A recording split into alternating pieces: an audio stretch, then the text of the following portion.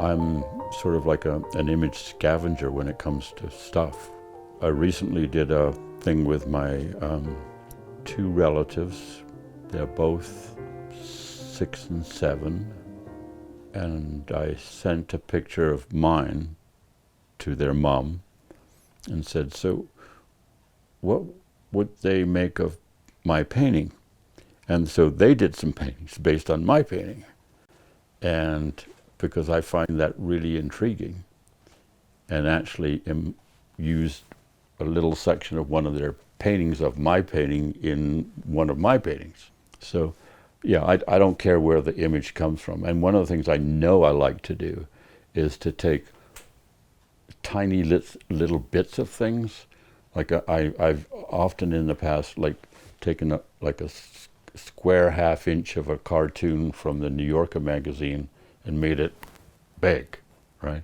And given it a new life as a thing, as an emblem, as an image, that kind of thing. So, okay, are we doing this? Yeah, we're good. Okay. Hello, my name is Ron Moppett, and we're here in Westgate. This is my studio at home. How did I get to painting as a career? Well, I started out with the intention of being an advertising artist. And of course, that's where you could be an artist and make some money, or that's all I knew when I started out. And in the summer of at the end of third year, I went to London, England, and visited my relatives, and saw a Francis Bacon painting in the Tate, and came back home and switched into painting. So Francis Bacon brought me out of the dark side. The one thing that I realized was that on the conceptual side, that's what I needed to work on, right? Not that I wanted to become a conceptual artist or go to NASCAD or anything like that, but there were things about that side of things beyond art history that I needed to add to my skill set. But the curious thing is that, and I joke about that because you have this notion that somehow commercial art is, on the capitalist side of evil, and painting is on the pure side of, wonderfulness. And the truth is that they're both the same. In one camp, you know who the client is, in the other camp, you have no idea who the client is, but you're still doing something, hopefully, to get some money so that you can go to Safeway. I mean, that's about it. Ta-da! When I look at the top, it looks fine. Yeah. When I'm looking down below, it doesn't. It's odd. Usually what I do here is just eye the wall.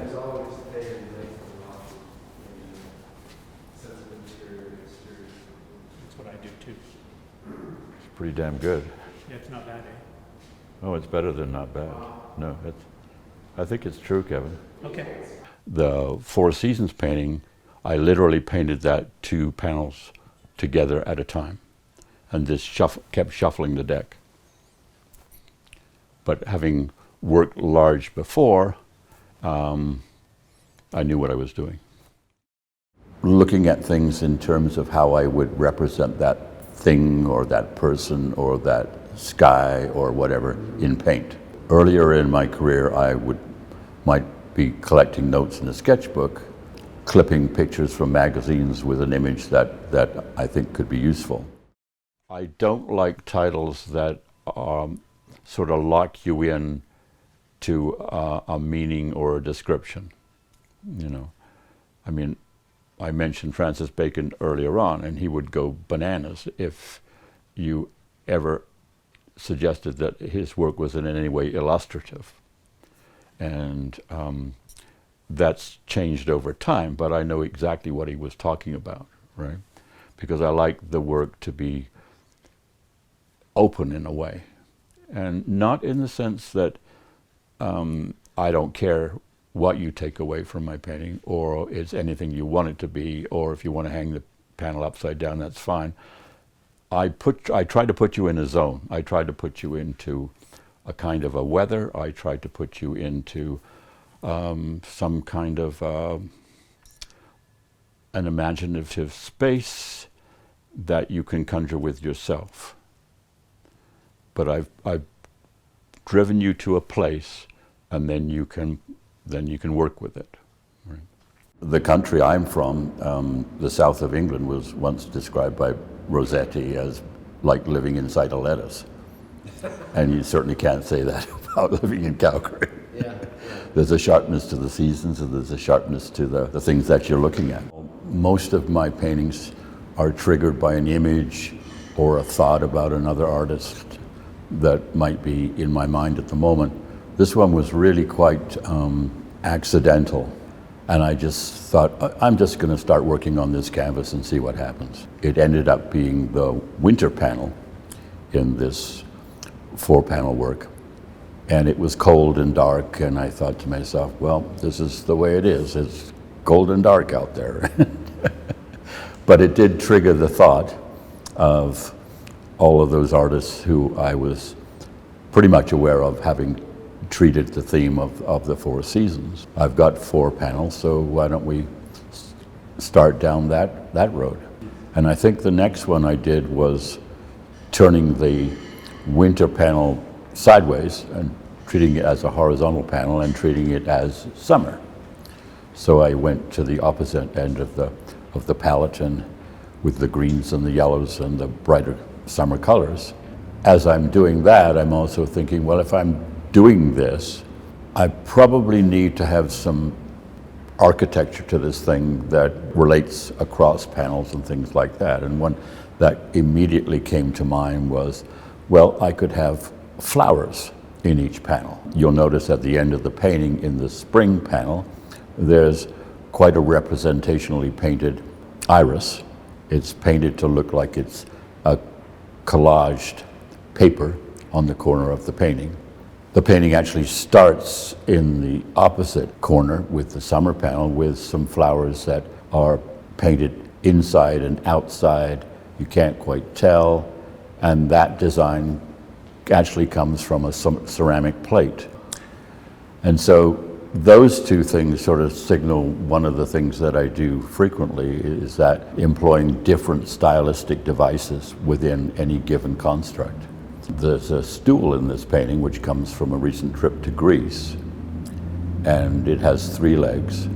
Across the way is a sailboat that's done in a linear fashion, and the 3 lines represent the sails of the boat. And so there's those kind of correspondences that go through the painting in different ways, you know, and they can be a color here and another color that's similar, that corresponds or creates a different kind of space in the painting, that kind of thing. Mm-hmm. Yeah. So they're all formal devices that gets your eye moving through a picture the viewer is typically not aware of.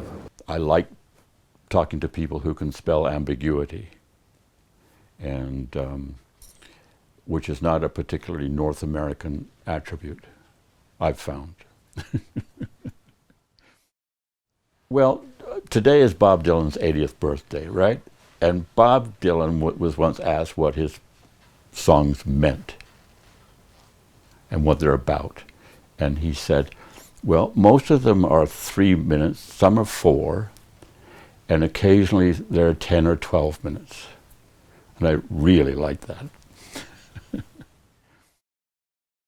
The seaside beach scene in this painting is actually a collaged fabric piece. You know, not only does it function as a rectangle of color, but it speaks to an old world circumstance as opposed to what can be seen of as different places in other parts of the painting.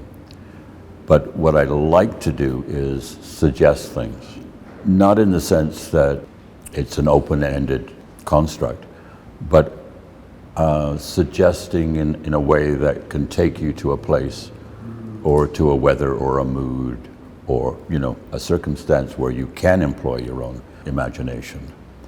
And I do that with images colliding. I mean, they're basically floating And I think of them as glances. You know, when we are in the world, unless we have a photograph to prove what we were purportedly looking at, we're seeing with glances. We're seeing this, we're seeing that, we're looking at this, we're thinking that. And so you have this sort of flutter of circumstances that I'm trying to replicate in the painting.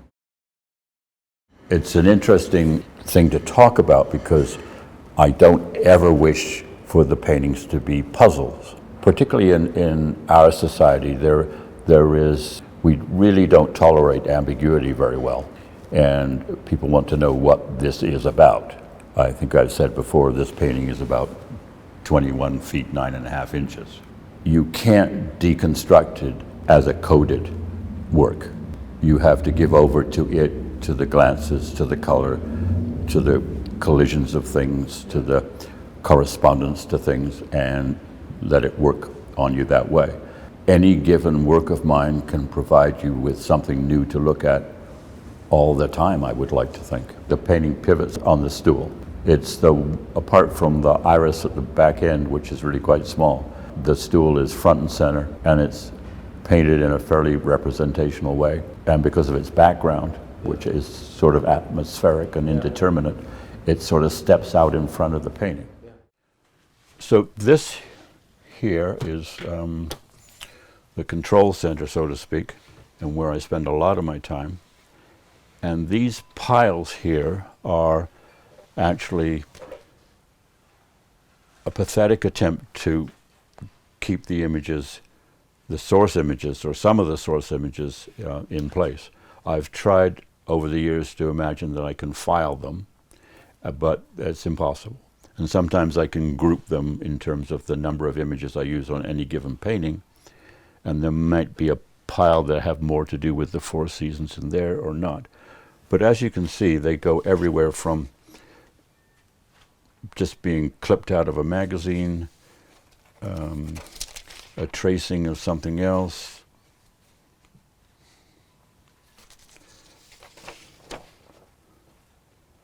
you'll remember that from the Four Seasons. And this is also in the Four Seasons painting. There's a parrot here. These are piles of things, and periodically, on days when I have no clue why I'm out here, except I'm supposed to be out here, I will just go through the pile from top to bottom. And then something that I find in here will end up being on top. And it's because I've remembered it and thought I didn't know what to do with it then, but now I have half an idea. And so it surfaces, and sometimes it ends up being something and something not. But I've always been delighted by the whole idea of some, Greek looking up into the sky and saying, "That's a bull." Yeah. And then somebody writes it down, and from then on forever, it's a bull. It's Taurus, whatever, right? And I thought, I can do that. It's like I'm an image maker, so I'm going to make my own constellations. Often I'm doing night and day things, so having a night sky is good. Instead of having some random stars to equate to a sky, I can employ an image in the sky. And so above the chair is a young woman holding a birthday cake. Right? Well, figure that out. Yeah. But it's my constellation.